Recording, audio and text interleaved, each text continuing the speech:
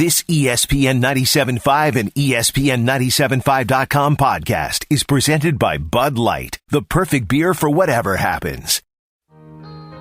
I've made a few. I've had my shadows and kicks in my face, but I've come through. And I need to go on. We are the champions, my friend.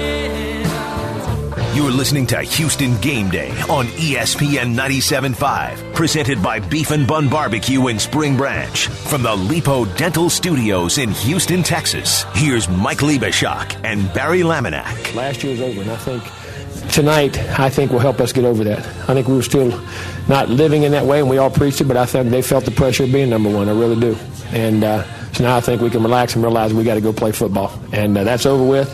Now relax and be the team we can be.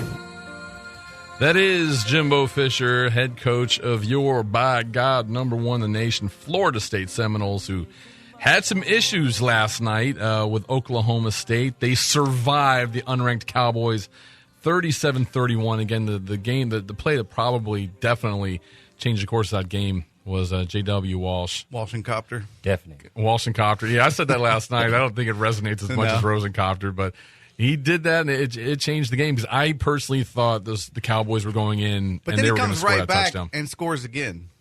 And so props to him for not letting it get into his head. Too. Yeah.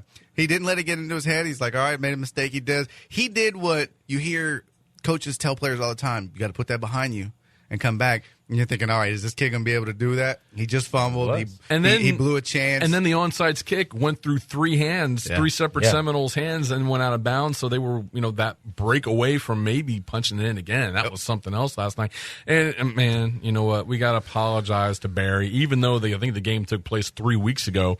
Feels like it, right? We kind of brushed over Texas A&M's win in Death Valley. They take out South Carolina Thursday night, 52-28. A&M ranked 21st at the time, South Carolina 9. And we were talking before we started the show about the fact that I don't think the win for me was as much a surprise as how big the win was. Everyone's been focused on life after Johnny football. Yeah. That's what the whole narrative has been. Yeah.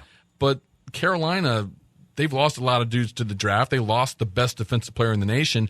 I think as this season goes on, and I'm not taking anything away from the Aggie win, I don't think Carolina will be anywhere near what people thought they'd be coming this year. I think they're a middle of the pack SEC East team right now. No, I agree with you. They have the track record of being a disappointment.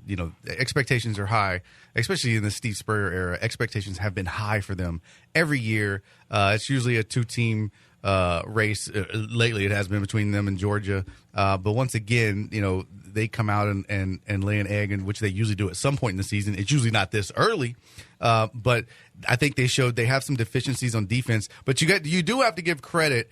You are talking about a Kevin Sumlin offense that I think he has proven time and time again. If you look at some of the quarterbacks that he's put in the NFL and that have played for him, that it's a system. And if you have an intelligent quarterback that can make good decisions, they're going to flourish in his offense, and his offense can beat especially an average to even above average defense with no issues. And that's what South Carolina looked like. They looked like an average defense at best. They did have a lot of losses on that defensive side of the ball, but that's what's going to happen. So I think expectations were maybe set a little too high for South Carolina, being the number 9 team in the nation.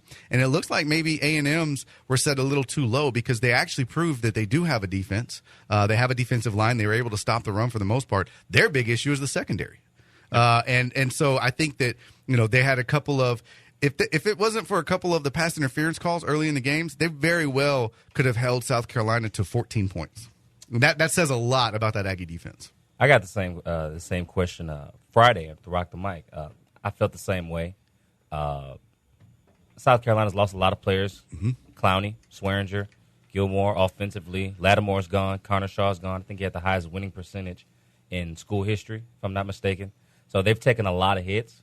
And like you said, A&M with Sumlin, he's proven time and time again that it's really just to plug a guy in. and Not we're only not gonna miss that, a beat. but you look at his recruiting classes. I mean, they have been one of the top 5, top 10 Yes, for sure, but top 5 teams in the nation in recruiting the last 2 or 3 years. Ricky Seals-Jones, Speedy Knoll, Kenny Hill. I forget the backup quarterback's name that Hill beat out to get the position. He was the number 1 quarterback recruit in the nation last year. So you're talking about guys that are, he's getting some of the best players in the nation, and he's putting them in a system that is hard to stop, and that's going to equal trouble for a lot of teams. I hate to say this, but I think a lot of people were calling that the end of the SEC as "quote unquote" number 1 conference might have been a little overemphasized. Yeah. By my count, I think they played 7 games yesterday, 5 not counting head-to-head matchups within the conference. They went 5-0 yesterday. Ole Miss topping Boise State, a game Boise State team, 35-13. Again, Alabama surviving West Virginia. Missouri dismantling South Dakota State. Georgia beating Clemson, what I thought would be a much closer game. And then LSU storming back right here at NRG in our own backyard to top Wisconsin 20-24. So the demise of the SEC might be a little bit exaggerated. Yeah, I think it's obviously the deepest conference. Head over heels. Yeah, they're going to beat each other up, and I think that'll always be part of the issue. Is you could probably fill the top 10 or 15 with. You could probably fill half of the top 10 and even half of the top 15 with SEC teams, and it'd be okay. The problem is they're going to beat each other up every year and knock some of those folks out. So let's get into a little bit of the prediction stuff here. Let's do some conferences first, and then we'll get into the national championship tournament, the 4 teams that will make the finals, and then the Heisman. Let's start. Aggies. Let's go ahead. What? Let's start with the SEC. Are you saying that A&M's going to the SEC? Back? I'm not that dumb. What do you think? I'm an Aggie fan, but I'm a realist. SEC, this is going to surprise probably some people, but I have Auburn winning the SEC. Just so I'm not gravy training off you, I'm saying the same thing. And now the thing is, Alabama could kick it into gear and they could destroy people the rest of the year. It just didn't look like it last night because an unranked West Virginia gave them all they wanted last night. Right. I think the same thing though. I think Auburn's taking that conference, and I think Auburn is so solid on both sides of the ball this year. And Alabama has they have some questions going in at quarterback. Their running back game is ridiculous though. They're so deep as usual at that position, but I think even defensively they may be not as good as they have been in the past. So I have Auburn winning the SEC, beating Georgia. We think SEC. I got to go with Bama. I'm taking Saban.